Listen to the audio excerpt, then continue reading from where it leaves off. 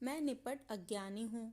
मैंने सुना है एक सूफी फकीर के आश्रम में प्रविष्ट होने के लिए 4 स्त्रियां पहुंची। उनकी बड़ी जिद थी, बड़ा आग्रह था।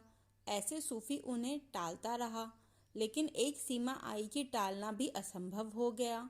सूफी को दया आने लगी, क्योंकि वे द्वार पर बैठी ही रहीं, भूखी और प्यासी, और उनकी प्रार्थना जारी रही कि उन्हें प्रवेश चाहिए।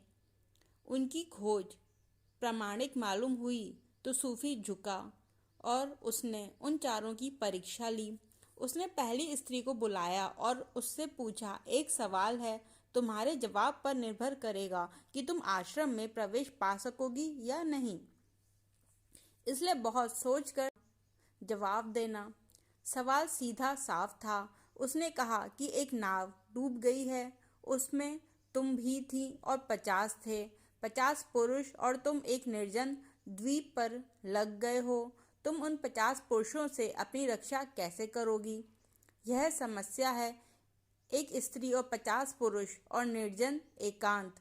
वह स्त्री कुंवारी थी, अभी उसका विवाह भी ना हुआ था, अभी उसने पुरुष को जाना भी ना था। वह घबरा गई और उसने कहा कि अगर ऐसा होगा तो मैं किनारे लगूंगी ही नहीं, मैं तैरती रहूंगी और समुद्र में गहरे चली जाऊंगी, मैं मर जाऊंगी, लेकिन इस द्वीप पर कदम ना रखूंगी। फकीर हंसा। उसने उस स्त्री को विदा दे दी और कहा कि मर जाना समस्या का समाधान नहीं है, नहीं तो आत्मघात सभी समस्याओं का समाधान हो जाता।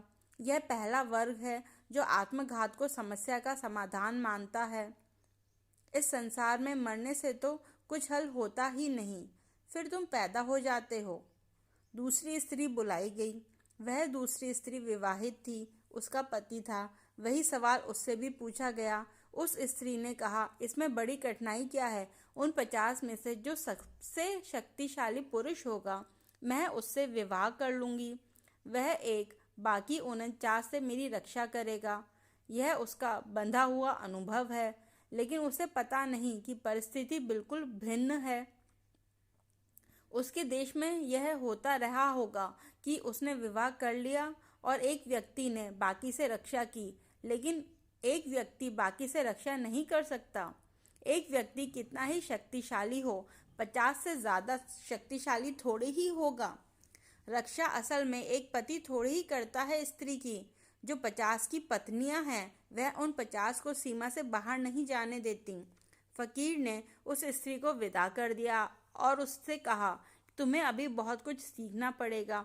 इसके लिए पहले कि तू स्वीकृत करे, तूने एक बात नहीं सीखी है अभी, कि परिस्थिति के बदलने पर समस्या ऊपर से चाहे पुरानी दिखाई पड़े, भीतर से नई हो जाती है और नया समाधान चाहिए।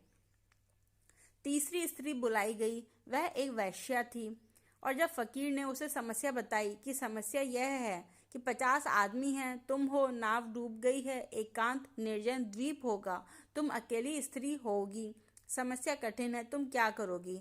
वह वैश्या हंसने लगी। उसने कहा, मेरी समझ में आता है कि नाव है, 50 आदमी हैं, एक स्त्री मैं हूँ, फिर नाव डूब गई है, 50 आदमी और मैं किनारे लग गए, निर्जन द्वीप है, समझ में आता है, लेकिन समस्या क्या है?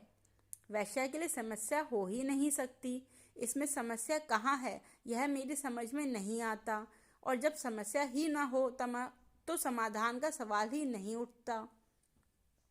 बहुत से लोग हैं तीसरे वर्ग में जो कहते हैं, समस्या कहाँ है, परमात्मा है कहाँ जिसको तुम खोज रहे हो? ध्यान होता कहाँ है जिसकी तुम तलाश कर रहे हो? प्रार्थना पूजा बकवास है, मोक्ष निर्वाण सपने हैं। समस्या है कहाँ? कोई आने वाला नहीं है। कहाँ जा रहे हो? मंदिर मस्जिदों में, वहाँ कोई भी नहीं है। किस गुरु के पास जा रहे हो? किस लिए जा रहे हो?